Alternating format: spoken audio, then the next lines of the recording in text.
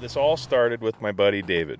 What you need to know about David is he's a world-class competitive shooter, captain at a major metropolitan fire department, and all-around badass. In recent years, he decided to get into hunting and fishing. A spring bear hunt sounded like a perfect opportunity to chase wild animals in a wild place.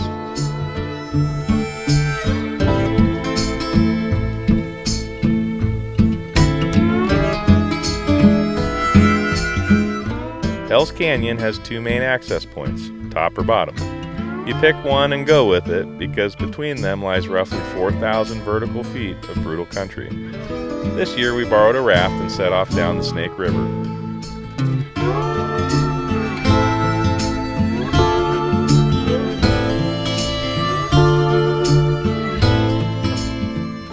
Early on in the trip, we figured out that our boat was overloaded and difficult to maneuver. We moved some gear around to make it better, but it would continue to be a problem for the rest of the trip.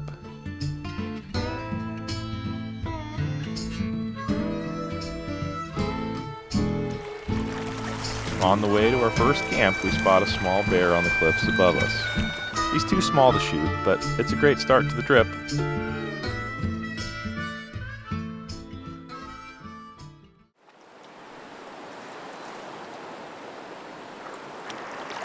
Last time I was here, we were 5 months old. We were a little baby. And now, we're a full-grown dog trying to stay inside a little rubber boat on some big water. Mountain time? Yeah.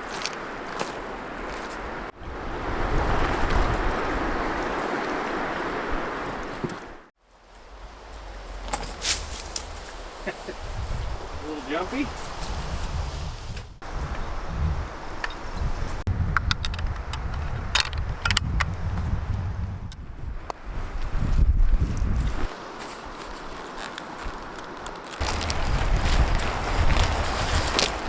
I'm gonna play hide and seek with a bear.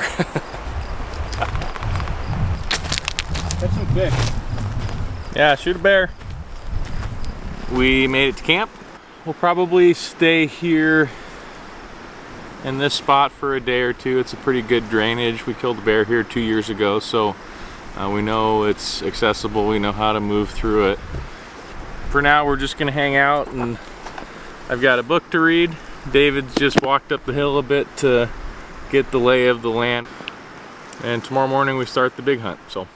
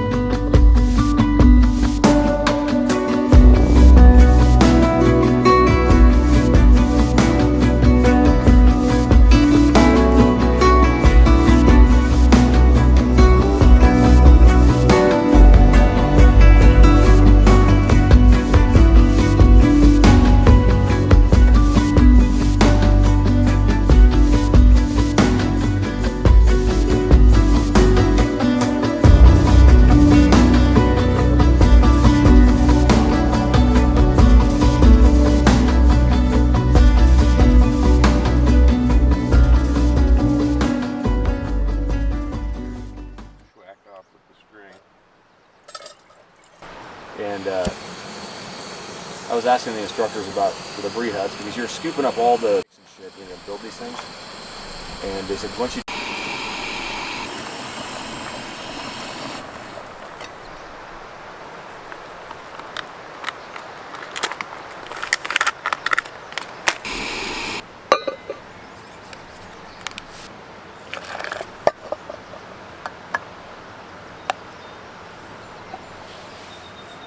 In my experience, spring bear hunting is an afternoon proposition. You can get lucky and find them in the morning, but most of the time it's the afternoon sun that brings them out to graze. God, that coffee's hot, Ragnar. The general plan for the hunt is to take it easy in the morning and then spend the afternoons climbing the mountainside looking for bears.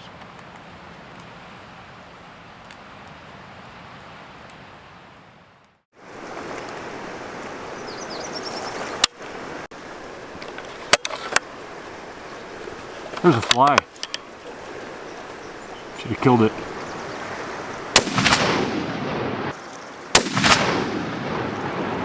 With long-range shots a possibility in this open country, it's imperative we check the zero of David's rifle before heading out. Just a few inches off at 100 yards could spell disaster later.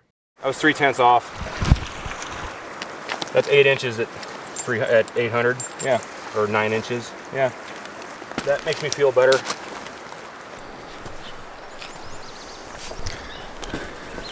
It's point of aim, point of impact.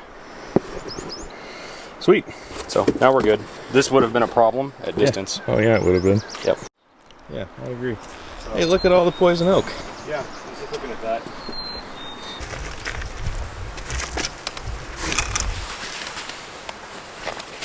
We got some up at like this. Here.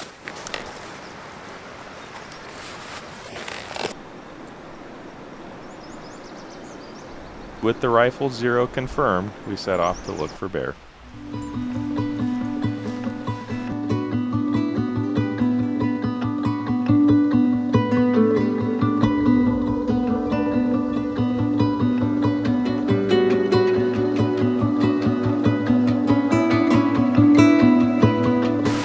We're gonna go climb the mountain, right? Yeah. We're gonna have fun. That mountain up there. That's a false peak, by the way, right there.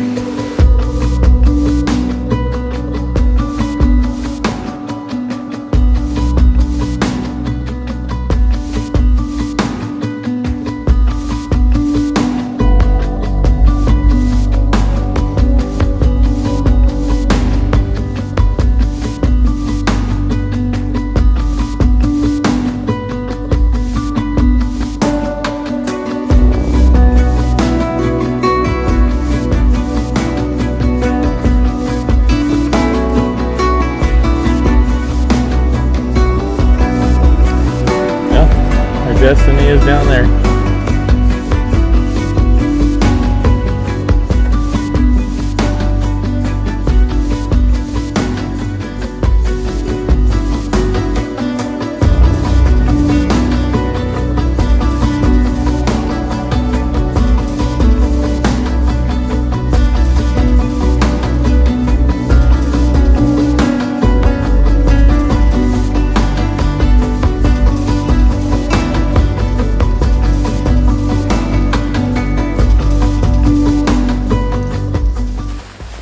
Well,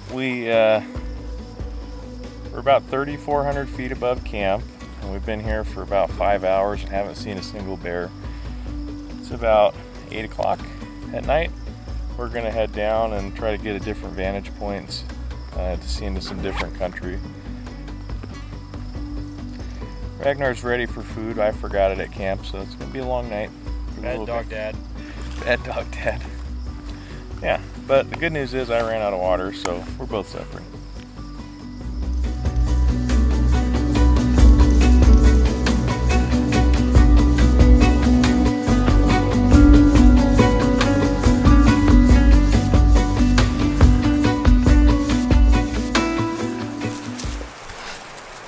They seem to jump in. Yeah, David's got another fish. Very nice.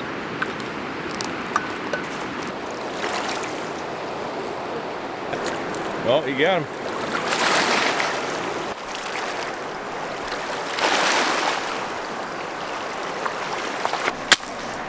I'm in no rush today. I kind of am. I figure we'll give our legs a break and do some fishing and move our camp. And Yeah, okay. in the That's what I was. In the evening, if we're someplace new, we'll go for some bear.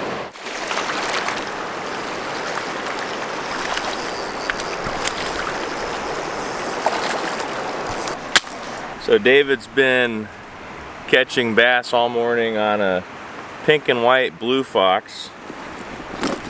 So I'm gonna do what every fly fisherman knows how to do and adapt a gear fishing technique to fly fishing. And then after I start catching near as many fish as him, I'm gonna pretend that I'm better than him. Because that's obviously why we fly fish. Because we're better than those dirty gear fishermen.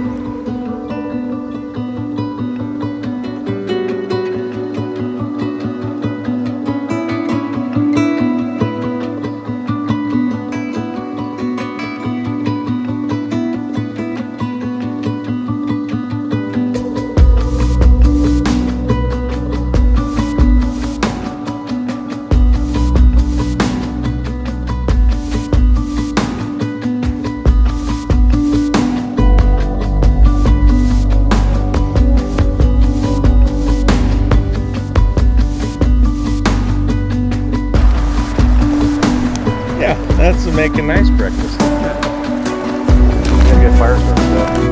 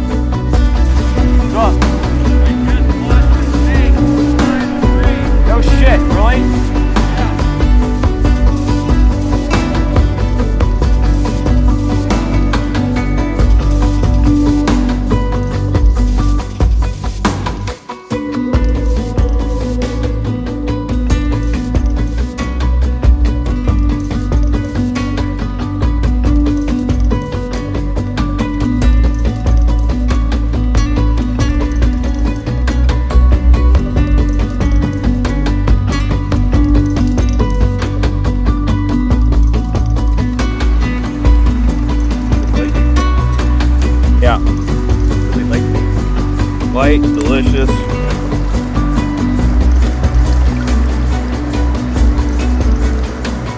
So today we're kind of taking it easy, doing a little fishing this morning. I'm doing some glassing, just one last look, and then this afternoon we're probably going to pack up camp and head further down river.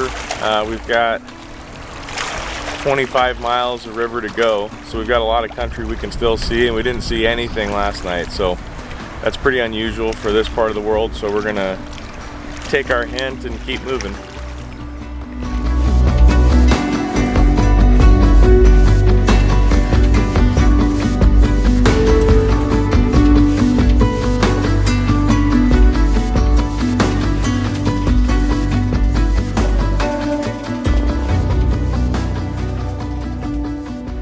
About 100% humidity, 90 degrees.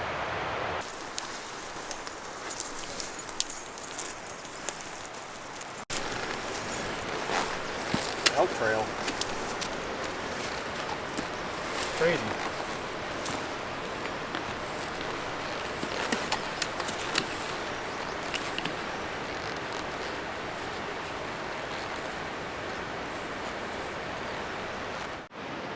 Yeah, that's the bummer about this spot is we're tucked away from the wind. It is freaking humid. That's gonna be. I don't think there was much wind at all. Yeah, I would hold probably straight up. I would favor right if I shoot in this direction. I think there's a little bit coming over the top.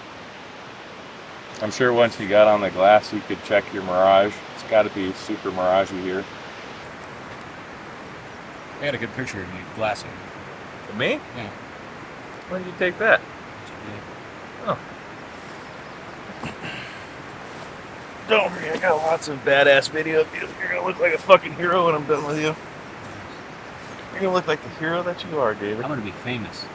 You're gonna be so famous. Backcountry hunter extraordinary. I don't even like me. Nobody else is gonna like me. That's what makes you likable.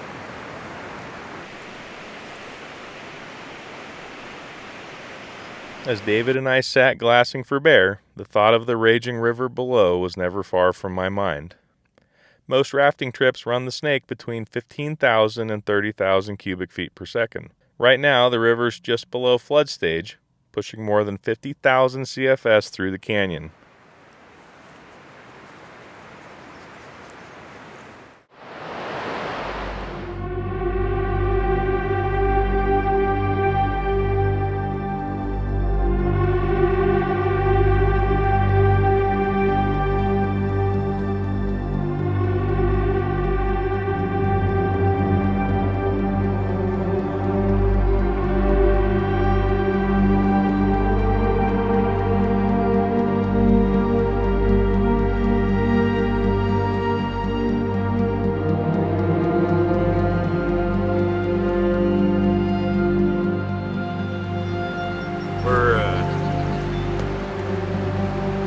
We're getting ready to go through one of the class 4 rapids.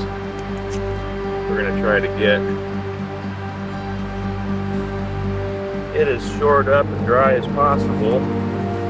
Before we go through a rapid like that, you gotta have your shit buttoned up pretty tight, because if you flip the boat, who knows where it's gonna end up. So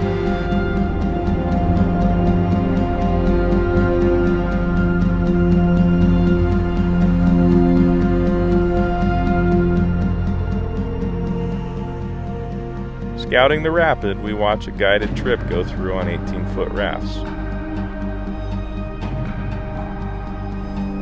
The lead boat almost flips, tossing the guide out in the process.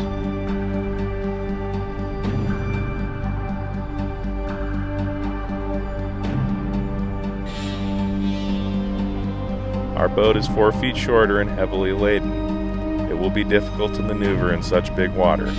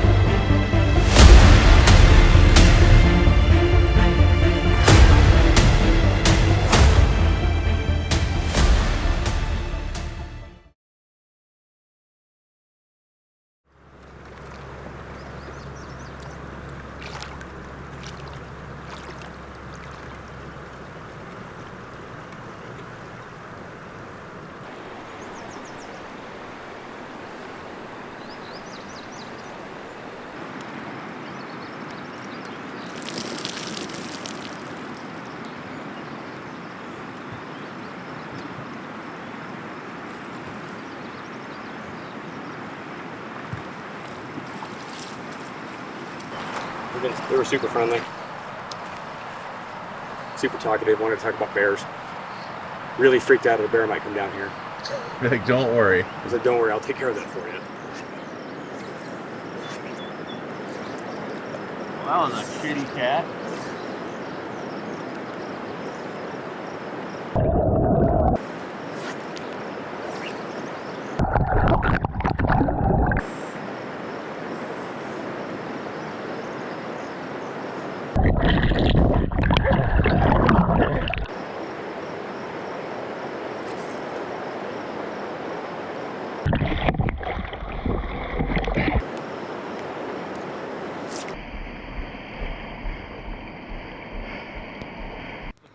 As we pushed through Wild Sheep, a large diagonal wave hit the boat on the side, flipping the raft instantly. As it sent us into the frigid water, one of the oars hit David in the knee like a baseball bat, fracturing his patella. With a broken kneecap, we were forced to end the hunt early. It just wasn't possible for David to hike the elevation needed to find a bear.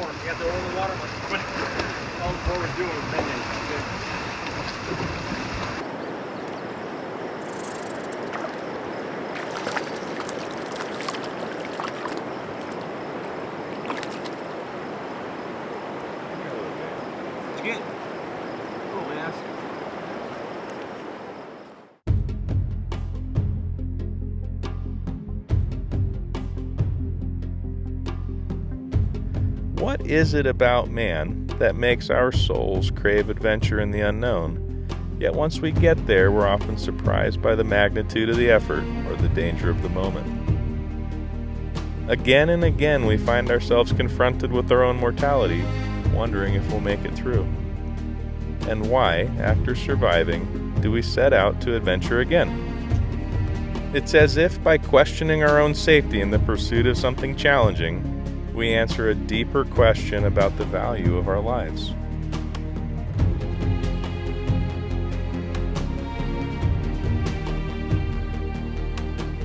Looking back, it would be easy to say that this trip was a failure. We didn't kill a bear.